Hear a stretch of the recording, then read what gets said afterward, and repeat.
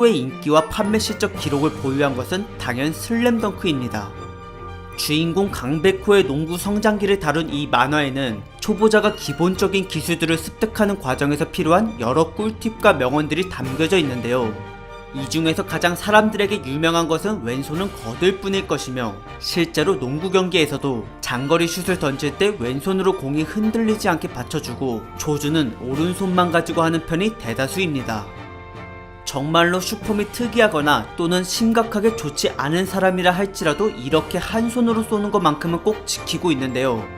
그러나 진짜 희귀하게도 예외가 한 명 있으니 그는 바로 왼손만 거드는 게 아니라 오른손까지 거들어서 장풍을 쏴버리는 조아킴 노아라는 선수입니다.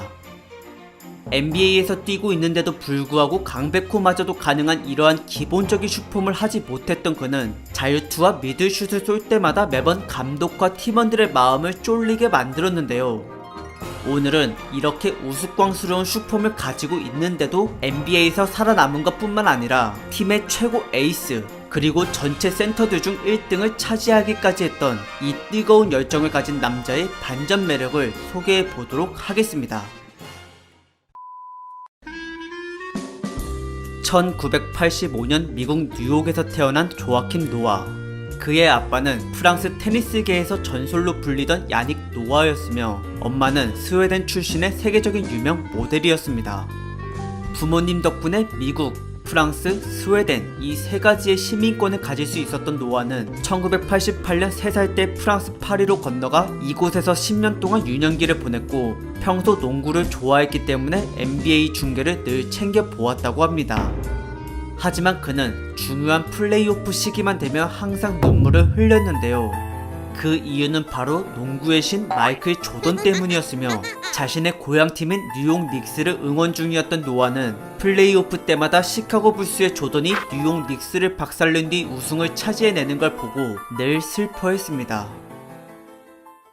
그러면서 NBA 꿈을 갖게 된 그는 13살 때 다시 미국 뉴욕으로 돌아와 농구에 매진을 하였는데, 당시에는 키가 크지 않고 몸이 마른 편이었기에 주로 패스를 담당하는 가드 포지션을 맡았습니다. 그는 처음에 기량이 부족해서 벤치에만 앉아있던 선수였으나 스포츠 집안의 DNA가 있어서 그런지 지지 않겠다는 승부욕을 가지고 절대 포기하지 않았으며, 심지어 가족들과의 여행을 뿌리치고 체육관에 나와 연습을 할 정도로 끈기가 남달랐습니다. 덕분에 고등학교 농구부 시절부터는 주전 멤버로 뛸 정도로 실력이 좋아졌고, 게다가 운이 좋게도 키까지 급속도로 성장해서 이젠 가드가 아닌 파워포워드 포지션을 맡고 골밑에서의 위력을 제대로 보여주었는데요. 그렇게 비약적인 발전을 통해 전체 고교 선수 중 73등에 랭크된 노아는 농구에서 명문으로 손꼽히는 플로리다 대학교로 진학을 하였습니다. 처음에는 평균 10분도 뛰지 못했던 벤치 멤버였지만 2학년 때부터 평균 25분을 부여받아 팀의 주축 센터로 뛰기 시작한 그는 정규 시즌 때 득점과 리바운드 그리고 블락에서 엄청난 활약을 보여주었고, 이 기세는 전체대학 64강 토너먼트에까지도 이어져 여러 강팀들과의 혈투 끝에 우승을 이루어내기까지 하였습니다. 당시 그는 NBA 드래프트 예상 순위가 1등이었을 정도로 물이 오른 상태였는데, 하지만 좀 더 기량을 가다듬고 NBA 무대에 뛰어들고자 했던 노아는 우승 멤버들을 설득해 다시 학교로 돌아와 1년을 더 뛰기로 하였습니다. 그 결과 신기하게도 그들은 또 한 번 더 전체대학 64강 토너먼트에서 챔피언의 자리를 차지하였고, 그러자마자 곧바로 2007 NBA 드래프트를 신청하였는데요. 이날 노아와 함께 나갔던 플로리다 대학의 우승 멤버들은 모두 60위권 안에 뽑히게 되었고, 이때 7순위로 지명을 받은 조아킴 노아는 운명의 장난인지 어릴 적 자신을 울렸던 시카고 불스의 유니폼을 입게 되었습니다. 그러나 과거의 슬픔과는 상관없이 노아는 그 어느 때보다도 행복했으며, 마이클 조던이 해낸 챔피언의 역사를 한 번 더 이루어내기 위해 온몸을 바쳐서 꾸준히 일을 하겠다는 비장한 각오를 내비치기까지 하였습니다. 그러고 나서 첫 번째 시즌의 결과물은 벤치에서 주전 멤버로 승격, 플레이오프는 진입 실패, 금지 약물이었던 마리화나 적발, 면허 정지 상태에서 운전하다가 이것도 적발. 시작부터 이미지가 제대로 꼬여버렸네요. 약간의 불미스러운 해프닝이 있었지만 노아는 연습과 경기에서만큼은 항상 성실했기에 두 번째 시즌부터 자신의 역량을 제대로 발휘할 수 있게 되었습니다. 게다가 때마침 엄청난 스피드의 운동 능력을 바탕으로 훗날 역사상 최연소 MVP를 차지하게 될 선수 데릭 로즈까지 새로 들어오는 바람에 시카고의 전력은 훨씬 더 강해졌습니다. 덕분에 팀은 플레이오프에 진출할 수 있게 되었으며 비록 여기서 1라운드에 탈락을 하기는 했지만 치열한 연장전 접전 도중 노아가 몸을 날려서 공을 빼앗고 그대로 덩크까지 꽂아버리면서 상대 핵심 에이스를 퇴장시키게까지 만든 그 순간은 시카고 팬들에게 잊혀지지 못할 명장면으로 남았습니다. 성난 황소를 표현한 팀의 로고처럼 불같은 성격을 지닌 노아는 몸싸움에 적극적인 것뿐만 아니라 때론 야수같이 괴성을 지르며 경기장의 분위기를 쥐어잡곤 했는데요. 이는 과거 자신이 롤모델로 삼았던 케빈 가넷이란 선수에게 영향을 받은 것이며 이러한 야수 같은 모습은 팀의 사기를 증진시키는데 폭발적인 효과를 내주었습니다.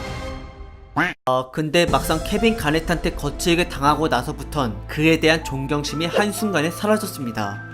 더티 플레이랑 말로 멘탈 흔들어버리는 트래시 토크에 질려버렸다고 하네요. 그리고 노아가 싫어하게 된 사람이 또 한 명 생겼는데요. 그는 바로 당시 MVP를 2번 연속 달성해낸 리그 최고의 선수로 올라선 르브론 제임스였습니다. 2010 플레이오프 1라운드 때의 이 둘의 신경전은 장난이 아니었는데 당시 고득점을 내며 큰 점수차로 앞서고 있던 르브론이 승리를 미리 자축하는 것 마냥 대놓고 약 올리면서 춤을 추자 이에 화가 난 노아가 똑같이 르브론을 발끈하게 만들 정도로 심한 욕을 했던 적이 있었습니다. 비록 경기는 한 번을 빼고 모두 패배해서 탈락을 당하긴 했지만 상대의 명성과 상관없이 굴복하지 않으려 했던 노아의 뜨거운 승부욕은 앞으로 시카고가 전성기를 맞이하는 데 큰 보탬이 되었습니다. 2m 11cm의 키로 센터를 맡으며 시카고의 골밑을 책임지고 있었던 조아킴 노아. 수비의 강점을 가지고 있었던 그는 리바운드와 블락 그리고 도움 수비에 늘 적극적이었으며 워낙에 날렵하고 타이밍을 잘 맞출 줄 아는 선수이다 보니 반칙 없이 공만 쳐내는 것은 물론이고 때로는 과감하게 스틸까지 시도하기도 했습니다. 하지만 공격대에는 장거리 슛을 두 손으로밖에 던지질 못하는 고질병과 골밑에서의 부족한 공격 스킬 때문에 득점에선 크게 주목을 받을 만한 활약을 하진 못했는데요. 대신에 이거를 커버하고도 남을 만한 장점들을 더 보유하고 있었습니다. 어릴 때 선수들의 움직임을 조율하고 패스를 뿌려주는 가드 포지션을 맡은 경험 덕분에 그는 현재 센터임에도 불구하고 게임을 조립할 줄 아는 뛰어난 농구 지능을 가지고 있었고 거기에 팀원을 살리는 이타적인 마인드까지 갖췄기에 매번 스크린 몸빵을 서주거나 넓은 시야와 함께 센스 있는 패스로 팀 승리에 많은 기여를 하였습니다. 특히나 그는 공격 때만 되면 당시 기량이 최고점에 달해 있었던 데릭 로즈와의 찰떡 호흡을 자랑했는데 그 결과 팀은 놀랍게도 마이클 조던 시대 이후 13년 만에 동부 1등을 차지해내고야 말았습니다. 그러고 나서 시카고는 내친 김에 우승까지 해버리고자 1라운드, 2라운드를 빠르게 통과하였는데요. 그런데 하필 정말로 우승 후보 영순이었던 상대를 3라운드에서 만나고 말았습니다. 그건 바로 마이애미 히트 팀을 이끌고 있었던 르브론 제임스.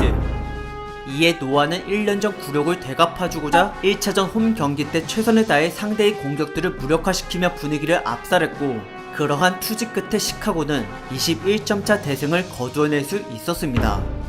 선취점을 순조롭게 가져갔던 노아는 2차전에서도 수비와 공격에서 여러 활약을 펼치며 2연승을 마저 따내려 했는데요. 하지만 그 순간 르브론이 각성을 해버렸는지 그는 이때부터 시카고를 평균 28.5득점으로 4경기 모두 연달아서 뭉개버리고 말았습니다. 순식간에 탈락을 해버린 노아는 데릭 로즈와 함께 다시 한 번 더 우승을 목표로 11-12 시즌에 뛰어들었고 이번에도 마찬가지로 동부 1등을 달성한 뒤 플레이오프에 돌입을 하였습니다. 그리고 정말 우연의 일치로 시카고와 마이애미가 1년 전과 똑같은 시드를 받았기 때문에 많은 팬들은 또 3라운드에서 격돌할 둘의 매치를 기대하고 있었는데요. 그거에 앞서서 1라운드에 필라델피아 76서스를 상대하게 된 노아는 반드시 르브론을 만나고자 1차전부터 황소같이 달려들어 상대를 기겁하게 만들었고 이날 경기를 12점 차로 크게 승리하였습니다.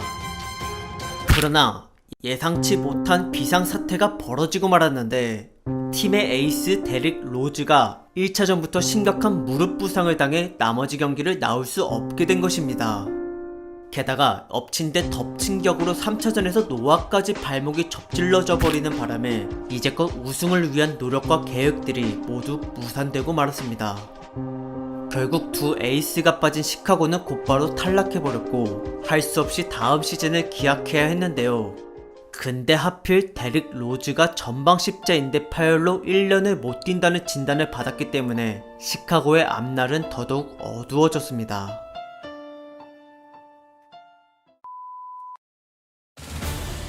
드래프트 때 온몸을 바쳐서 팀을 위해 뛰겠다고 약속을 했었던 조아킴 노아. 이 말을 지키고자 그는 자신의 단짝 로즈의 목까지 최선을 다해서 공격과 수비에 적극적으로 가담하였습니다. 공격을 할 때에는 전술의 가장 기초이자 시작점이 되는 스크린 몸빵을 아끼지 않았으며 골 밑에서 득점을 하더라도 더 박력 있게 해서 매번 팀 분위기를 끌어올렸고 어시스트와 리바운드 그리고 블락 등 장거리 슛을 제외하고는 모든 방면에서 팀을 살리기 위한 필사적인 모습을 보여주었습니다. 그리고 이러한 노력 끝에 노아는 한 경기에 23득점, 21리바운드, 11블락이라는 역사상 레전드급의 기록을 달성해내는 동시에 곧바로 생애 첫 올스타에 뽑히기까지 했는데요. 선수단의 전력이 약해졌는데도 불구하고 이렇게 팀을 먹여 살리는 노아 덕분에 시카고는 팀 성적에 대한 부정적인 예측을 뛰어넘어 한 번 더 플레이오프에 진출할 수 있게 되었습니다. 그러나 사실 노아는 너무 무리한 나머지 정규 시즌 막바지에 족저 근막염으로 발에 통증을 앓고 있었는데 그래도 그는 이를 참으면서까지 플레이오프 출전에 감행을 하였습니다. 움직일 때마다 고통이 몰려온다 해도 팀의 분위기를 위해 아픔을 내색할 수도 없었던 그는 센 척을 해서라도 핏대를 내세우며 덩크를 꽂고 고함을 쳤으며 한 번이라도 더 공격 기회를 건져내고자 추가 부상을 무릅쓰고 몸싸움과 리바운드에 적극적으로 뛰어들었습니다. 덕분에 시카고는 1라운드를 어렵게나마 4대3으로 승리할 수 있었고 이러한 노아의 투혼은 2라운드에서도 이어졌는데요. 하필 상대가 또 르브론의 마이애미 히트라 어려운 승부가 될 것 같았지만 죽어도 그에게 지기 싫어했던 노아는 온 힘을 다해 수비를 하고 몸을 날려 공격권을 지켜냈으며 심지어 르브론과 마이애미 선수들의 멘탈을 흔들기 위해 갖가지 신경전을 벌이기까지 하였습니다. 그 결과 시카고는 1차전이 원정이었음에도 7점차 승리를 거둬 쾌조의 스타트를 끊었는데요. 하지만 점점 깊어지는 발쪽의 고통과 너무나도 비교되는 전력의 열세를 극복하기에는 한계가 있었기에 노아는 또 내리 4연패를 당하면서 르브론에게 무릎을 꿇고 말았습니다. 또한 그 다음 시즌에도 데릭 로즈가 10경기밖에 못 뛴 채 부상으로 전력에서 이탈하는 바람에 노아는 또 시카고를 홀로 지켜낼 수밖에 없었고 비록 이때 기량이 폭발해서 올해의 수비왕과 NBA 1등 센터에 등극이 되긴 했지만 혼자서 너무 무거운 짐을 메고 뛰다 보니 그의 몸은 점점 만신창이가 되어가고 있었습니다. 그 중에서도 특히나 무릎의 상태가 가장 안 좋았는데요.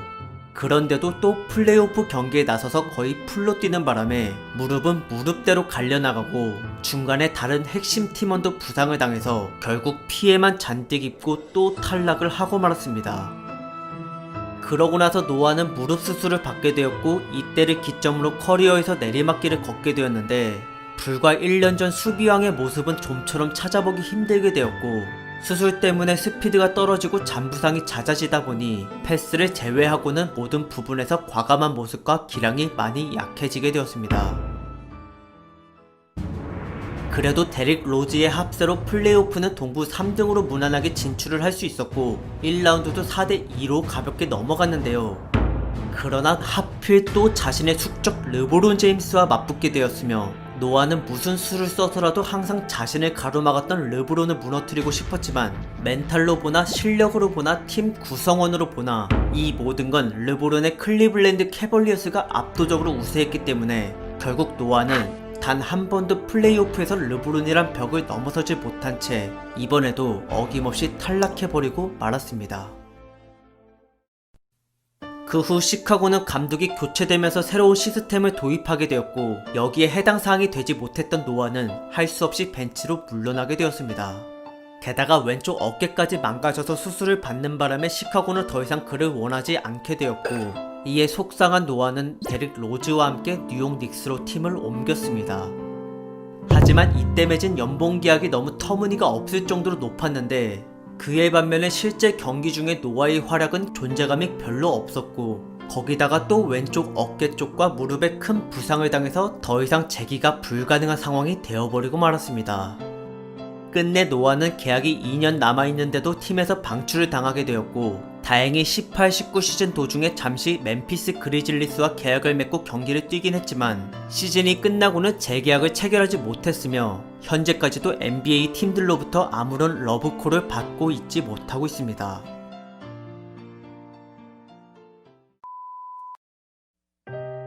어릴 때 마이클 조던을 싫어했지만 그가 세운 챔피언의 업적과 당시의 전성기를 다시 부활시키고자 했던 조아킴 노아는 시카고 불스에 온몸을 바쳤습니다.